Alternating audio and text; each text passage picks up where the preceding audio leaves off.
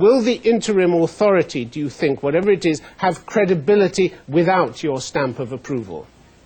I think there are two sources of legitimacy in any situation like this.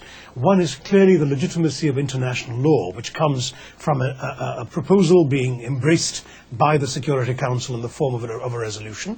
A second aspect of it is the legitimacy that comes from the support of the people in the country we're talking about. Afghanistan was a very interesting example.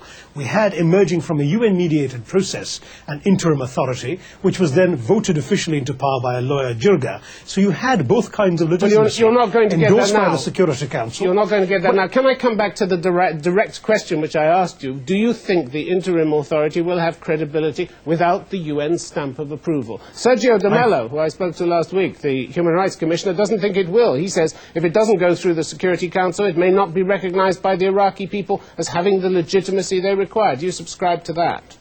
I think there are two aspects, as I stress. Can you give me a straight answer on this? Well, not every question lends itself to a simple yes or no. Well, this one does, I believe surely. legitimacy in international law would be hard to come by without Security Council approval. Let me stress, however, that the process by which legitimacy is acquired is also important. Is there going to be a transparent process? Are large numbers of Iraqis going to be associated with it? Who mediates or leads the process that produces such an authority? If the answer is a process involving the UN or involving a large number of member states or involving a large number of widely recognized Iraqis, all of these things will contribute to legitimacy. It's essentially something we're going to have to see working out in practice. All right, well, let's look at the George Bush view of what your role would be. He says, I think a vital role is a chance to help people live freely. That's a vital role. That means food, that means medicine, that means aid. That means suggesting people for the interim authority. Are you happy that that is a vital enough role for you? I think, as I said, that's only part of what we could do. So you want more? You want a greater rule? What more we can do will depend very much on what the Council is prepared to agree upon. Look, the United Nations is not trying to drum up business. We aren't putting a shingle up there and saying we're looking for a larger market share. We're not seeking a role other than a role that member states decide they want the UN to have for reasons that they can all agree upon. Absolutely. And you can't, I don't think, for example, fully administer a post-Saddam Iraq.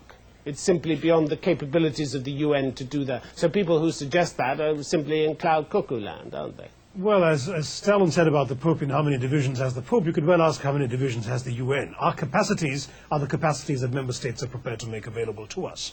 We could do pretty much anything. No one thought we could run a country, even as a small country like East Timor.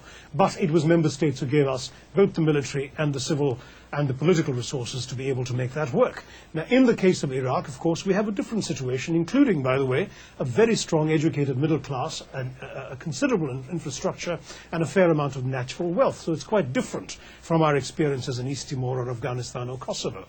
I think each case is special, each case is different. Ultimately, all that matters is whether the Iraqi people are able to determine their own destiny, and anything we do would simply be a process of facilitating them getting there. So I was simply looking at an organization that passed resolution after resolution that was ignored year after year after year. Surely you wouldn't want to go back to that system, would you?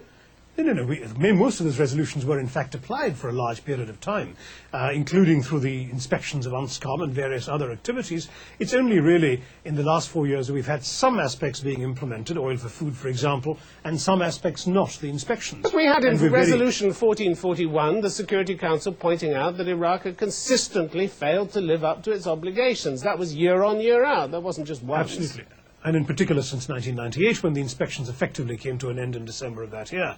That's precisely what the Council was referring to. So simply passing these resolutions on year after year is really leading to the view among many people that the UN is no longer functioning and no longer a proper player in international affairs. Let me respond to that, if you allow me. First, the resolutions themselves reflect the state of world opinion on these issues. They're not self-executing.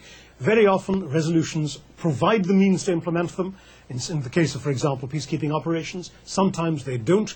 And in some cases, as we saw with the US and Britain, governments say they're prepared to expend the blood and treasure to deliver the results that a particular resolution has been unable to achieve in and of itself. But where there isn't political will, where the resources aren't given, yes, sometimes a resolution will remain a resolution on paper. But I think you've got to look at the whole range of issues and the different ways in which each resolution has or has not been implemented before you can draw that conclusion. Very briefly, can I just ask you, because we're running out of time, what's your biggest concern about what's going on in Iraq now, your biggest worry over the next few months? My biggest worry is that people like you, Tim, are losing sight of the larger picture around the world. We have the deadly confluence of AIDS and famine and drought in southern Africa, for instance, which may actually threaten more human lives than Iraq has done, than the war in Iraq has done. We have problems of refugees, of displacement, of human rights, of climate change, of the battle against poverty and the battle against terrorism. All issues on which the Council and the United Nations members agree, but which need resources, which need media attention, which need political support. I think it's important that we look beyond and after Iraq to the larger challenges facing the world, which will continue even the day after the war is over.